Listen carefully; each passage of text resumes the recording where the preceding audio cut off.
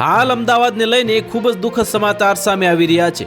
રાજ્યમાં દારૂબંધી હોવા છતાં ડ્રિંક એન્ડ ડ્રાઈવની ઘટનાઓ વધી છે। ત્યારે દહેગામ નરોડા હાઈવે ઉપર દારૂ પીને કાર હંકારતા આ શખ્સે ડિવાઈડર કુદાવીને કાર વાસણા રોડના જે રાઠોડના બે નિર્દોષ યુવાનને કચડી નાખતા તેમના સ્થળ ઉપર મોત થયા હતા। નાનકડા ગામમાં જીગરજાનના બે મિત્રોને અર્થી એકસાથે ઉડતા ગામ હિબકે ચડ્યું હતું।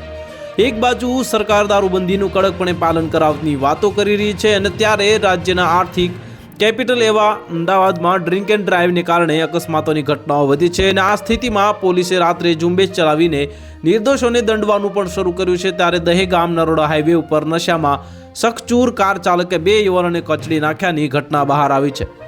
આ અંગે મળતી માહિતી વિગત પ્રમાણે દહેગામ તાલુકાના વાસણા રાઠોડ જે ગામમાં રહેતા વિશાલ દીપસિંહ રાઠોડ ઉંમર વર્ષ 26 અને અમિત ભરતસિંહ રાઠોડ ઉંમર વર્ષ 27 નરોડામાં નોકરી કરતા હતા અને કામથી તેમના મોપેડ ઉપર જે ઘરે પાછા ફરી રહ્યા હતા અને આ દરમિયાન મિતેશ ઉર્ફે ગોપાલ રમેશભાઈ પટેલ દારૂના નશામાં બેફામ રીતે તેની કાર હંકારીને તેના ઝાંક ગામના ખેતરમાંથી નીકળ્યો હતો।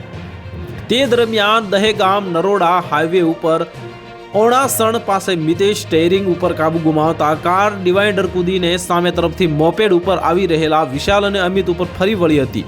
આ ગંભીર અકસ્માતમાં આ બંને યુવાનોનું સ્થળ ઉપર જ મોત નીપજ્યું હતું ને એટલું જ નહીં, અકસ્માતથી એકઠા થયેલા લોકોએ દારૂના નશામાં રહેલ મિતેશ પટેલને ઝડપી પોલીસ હવાલે કર્યો હતો।